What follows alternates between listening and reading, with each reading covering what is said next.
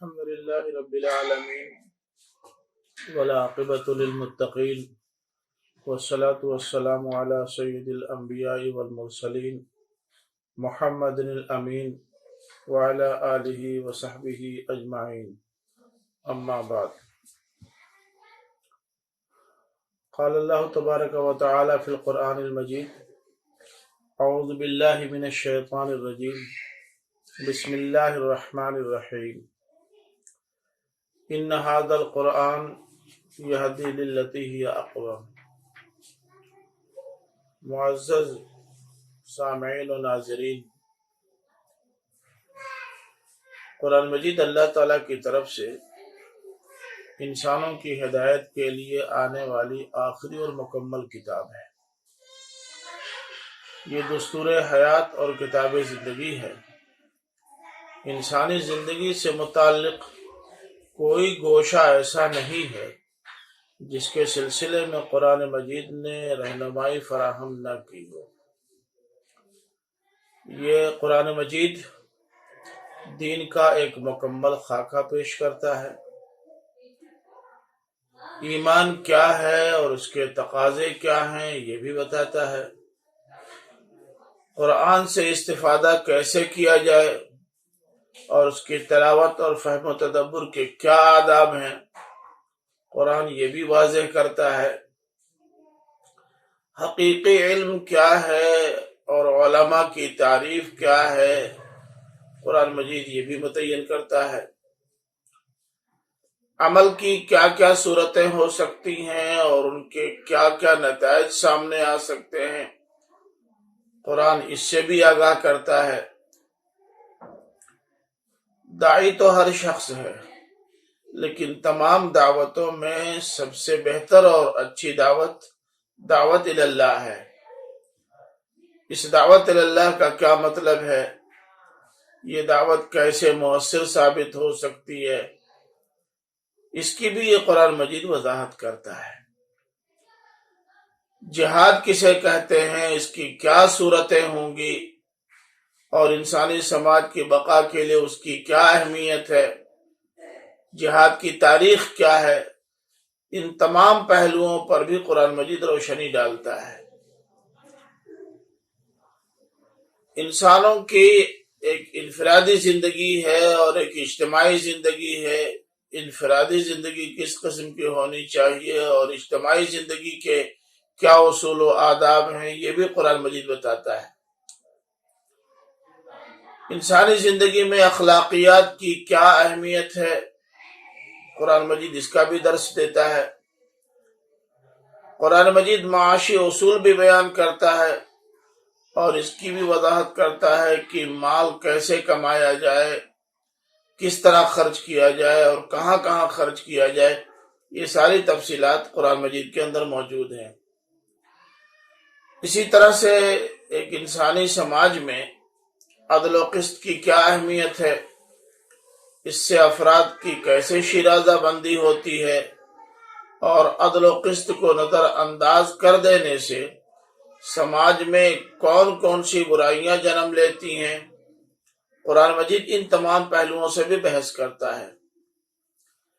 ایک اچھے سماج کے لیے بہترین سیاسی نظام کس قدر اہم اور ضروری ہے اور اس سیاسی نظام کو باقی رکھنے کے لیے کیا کیا کرنا ہوگا، اور نظام سیاست اگر بگڑ جائے تو سماج کو کس قسم کے نقصانات سے دوچار ہونا پڑے گا، قرآن مجید اس کی بھی صراحت کرتا ہے۔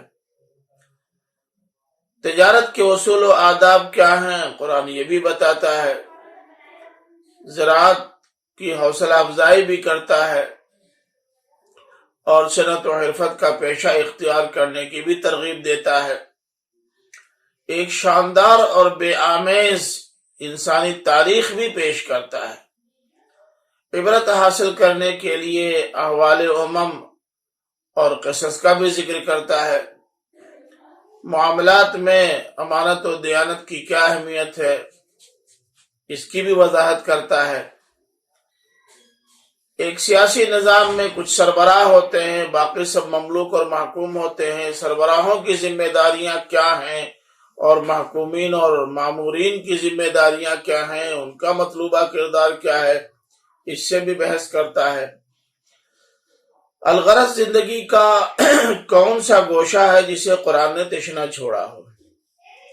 اگر قرآن حیات انسانی کا کوئی گوشہ تاریخ چھوڑ دے تو اس کا مطلب یہ ہے کہ یہ آخری ہدایت نامہ نہیں ہے، کیونکہ اگر کچھ گوشے ابھی ایسے رہ گئے ہیں جن کی وضاحت نہیں ہوئی ہے تو اس وضاحت کے لیے تو کوئی اور کتاب ہونی چاہیے، کوئی اور نبی اور رسول آنا چاہیے۔ لیکن ظاہر ہے کہ جب قرآن مجید نے زندگی کے تمام پہلوؤں کا احاطہ کر لیا تو اب نہ کسی کتاب کی ضرورت رہ گئی اور نہ کسی نبی اور رسول کی ضرورت رہ گئی۔ البتہ یہ ذہن میں رکھنا چاہیے کہ قرآن مجید کو جو پڑھنے کا طریقہ ہے اس طریقے پہ قرآن مجید پڑھنا چاہیے۔ جب اس طرح قرآن مجید پڑھا جائے گا جس طرح اسے پڑھا جانا چاہیے تو آپ دیکھیں گے کہ یہ زندگی کے ہر شعبے سے بحث کرتا اور زندگی کے تمام شعبوں کے لیے مکمل رہنمائی فراہم کرتا ہے۔ اس لیے کم سے کم وہ لوگ جو قرآن مجید کو کتاب ہدایت مانتے ہیں انہیں بہرحال اس کتاب کو لازم پکڑنا چاہیے۔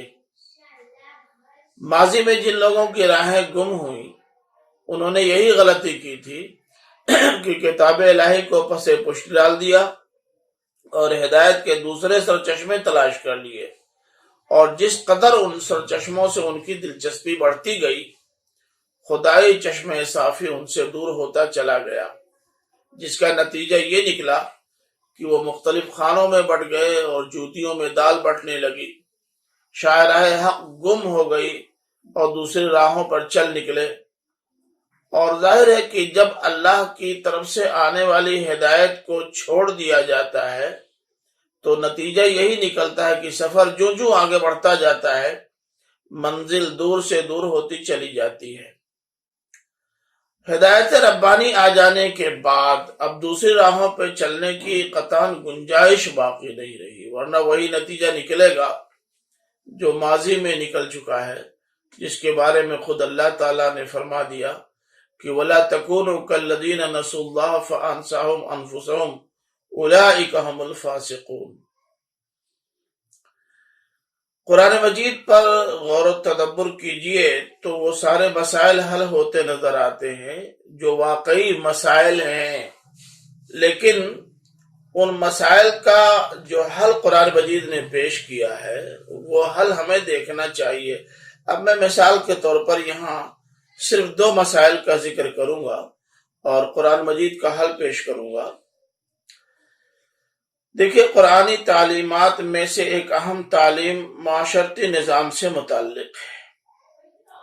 ہر معاشرے کے لیے ضروری ہے کہ اس کے فرد و اجتماع دونوں کے حدود و اختیارات متعین ہوں اور دونوں کو اپنے اپنے دائرے کار میں مناسب آزادی حاصل ہو، لیکن ہر فرد کو اس بات کا شعور ہونا چاہیے کہ اس کی یہ دنیا کی زندگی ہی سب کچھ نہیں ہے، بلکہ آگے آخرت کی زندگی بھی ہے، اور آخرت کی زندگی میں کامیابی کے لیے ضروری ہے کہ دنیا کی زندگی کو بہتر ڈھنگ سے گزارا جائے، کیونکہ مرنے کے بعد ہر ایک کو دوبارہ زندہ کیا جائے گا اور اس سے اس کی دنیوی زندگی کے بارے میں تفصیلی حساب لیا جائے گا، اور جس وقت اسے بارگاہ خداوندی میں حاضری دے کر اپنی زندگی کا حساب دینا ہوگا اس وقت وہ اللہ کے سامنے بالکل اکیلا ہوگا، اس کی طرف سے وکالت کرنے والا کوئی نہیں ہوگا۔ قرآن مجید خود کہتا ہے کلہم یاتیہ یوم القیامت فردا۔ کوئی شخص بھی اپنے کسی عزیز ترین ساتھی یا دوست کی منفی کارگزاریوں کی ذمہ داری اپنے سر لینے کو تیار نہیں ہوگا۔ قرآن کہتا ہے اللہ تزر وازرۃ وزر اخری وان لیس للانسان الا ما سعی۔ جب افراد میں جواب دہی کا احساس پیدا ہو جاتا ہے تو ان کے مجموعے سے جو معاشرہ وجود میں آتا ہے وہ بھی نمونے کا اور مثالی معاشرہ ہوتا ہے۔ ایسے معاشرے کے سارے لوگ ایک دوسرے کے ساتھی اور ہمدرد و غمگسار بن جاتے ہیں، جیسا کہ قرآن کہتا ہے المؤمنون والمؤمنات بعضهم اولیاء بعض۔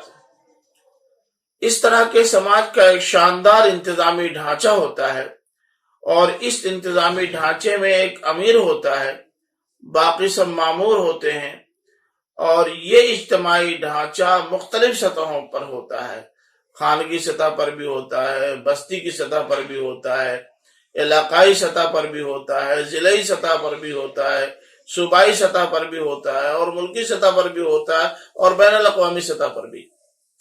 یوں ایک مثالی وفاق وجود میں آ جاتا ہے جو فرائض کا احساس دلاتا اور حقوق کی ضمانت فراہم کرتا ہے۔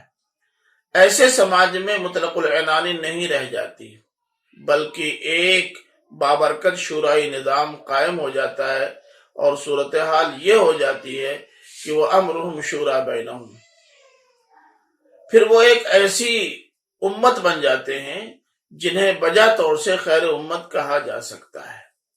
اللہ کے رسول صلی اللہ علیہ وسلم نے اپنے عہد میں اس طرح کے سماج کی تشکیل کی تھی جسے قرآن نے خیر امت کا خطاب دیا ہے۔ فرمایا کنتم خیر امت اخرجت للناس تأمرون بالمعروف وتنہون عن المنکر۔ اور جب کوئی قوم خیر امت یا امت وسط بن جاتی ہے تب کہیں اس لائق ہوتی ہے کہ وہ شہادت حق کا فریضہ انجام دے جس کے لیے اللہ تعالیٰ نے ہمارا انتخاب فرمایا ہے۔ ارشاد باری ہے وَكَذَلِكَ جَعَلْنَاكُمْ أُمَّةً وَسَطًا لِتَكُونُوا شُهَدَاءَ عَلَى النَّاسِ۔ اس کے بعد ہی قیام عدل و قسط کا امکان پیدا ہوتا ہے، جو انسانیت کی ایک بہت بڑی ضرورت ہے، کیونکہ اللہ تعالیٰ نے فرمایا کونوا قوامین للہ شہداء بالقسط۔ اسی طرح ایک بہت بڑا مسئلہ ہے افراد امت کا اخلاقی بحران۔ یہ بحران ہر سطح پر نمایاں ہے، اور یہ بہت بڑی بیماری ہے۔ کیا امیر، کیا مامور، کیا تعلیمی ادارے اور کیا صنعتی ادارے، کیا خواص اور کیا عوام، سب اس مرض میں مبتلا نظر آتے ہیں الا ماشاء اللہ۔ آج مسلمانوں کو دیکھ کر، ان کے ساتھ معاملہ کر کے یا ان کی صحبت میں رہ کر دیگر قومیں ان کے امتیاز اور اختصاص کا اعتراف نہیں کرتی، اور نہ ہی کسی پہلو سے ان سے متاثر ہوتی ہیں۔ جس طرح صدق، احسان، ایثار، عدل اور ایفائے عہد کی کمی دیگر اقوام کے یہاں نظر آتی ہے، اسی طرح مسلمانوں کے یہاں بھی یہ خصوصیات کم ہی نظر آتی ہیں۔ اور جس طرح رنگ و نسل کی بنیاد پر امتیاز، استہزاء، عیب جوئی، بد زبانی، بدگمانی، تجسس اور غیبت جیسی برائیاں دوسروں کے ہاں پائی جاتی ہیں، اسی طرح مسلمان بھی ان برائیوں میں لت پت ہیں۔ پھر امت رسول ہاشمی کا اختصاص کیا رہ جاتا ہے، جبکہ ان تمام امور پر قرآن کی واضح ہدایات و تعلیمات موجود ہیں۔ صدق کے بارے میں قرآن کہتا ہے انما المؤمنون الذین آمنوا باللہ ورسولہ ثم لم یرتابوا وجاہدوا باموالہم وانفسہم فی سبیل اللہ اولئک هم الصادقون۔ احسان کا ذکر قرآن یوں کرتا ہے کہ وَيَجِدِ الَّذِينَ آمَنُوا بِالْحُسْنَى۔ اہل ایثار کی تعریف اللہ تعالیٰ نے اس طرح فرمائی ہے کہ یؤثرون علی انفسہم ولو کان بہم خصاصہ۔ ایفائے عہد کا حکم اس طرح دیا ہے کہ اوفوا بالعہد ان العہد کان مسئولا۔ عدل کے بارے فرمایا اعدلوا هو اقرب للتقوی۔ رنگ و نسل کی بنیاد پر امتیاز اور استہزاء و تمسخر کی ممانعت ان لفظوں میں فرمائی ہے یا ایھا الذین آمنوا لا یسخر قوم من قوم عسى ان یکونوا خیرا منهم ولا نساء من نساء عسى ان یکن خیرا منهن۔ عیب جوئی اور برے القاب سے پکارنے کی ممانعت اس طرح فرمائی کہ ولا تلمزوا انفسکم ولا تنابزوا بالالقاب۔ بدگمانی، تجسس اور غیبت سے اس طرح منع فرمایا یا ایھا الذین آمنوا اجتنبوا کثیرا من الظن ان بعض الظن اثم ولا تجسسوا ولا یغتب بعضکم بعضا۔ یہ اور اس طرح کے بے شمار رسول ہدایات قرآن مجید کے اندر موجود ہیں، لیکن قرآن سے رجوع کریں اور اس کے اصول ہدایات سے رہنمائی حاصل کریں، تب نہ ہماری زندگیوں میں کوئی تبدیلی آئے۔ ماضی میں جو قومیں گمراہ ہوئیں، ان کی گمراہی کا اصل سبب یہی ہے کہ انہوں نے کتاب الہی کو پس پشت ڈال کر انسانی ہدایات پر عمل کیا۔ پھر جیسے جیسے ذوق اور مزاج میں تبدیلی آتی گئی، وہ گروہوں میں بڑھتے گئے اور آپس میں دوریاں بڑھتی گئیں۔ پھر اختلاف نے مخالفت کا رنگ اختیار کیا، اس کے بعد قتل و خونریزی کا بازار گرم ہوا اور خود انسانوں کا دشمن بن گیا۔ کاش ہم لوگ قرآن سے جڑتے، اسے کتاب ہدایت کی سی اہمیت دیتے اور اس نسخے کیمیا پر خود بھی عمل کرتے اور دوسروں تک پہنچاتے، اور ایک بار پھر ہمیں دیکھ کر یدخلون فی دین اللہ افواجا کی کیفیت نظر آتی۔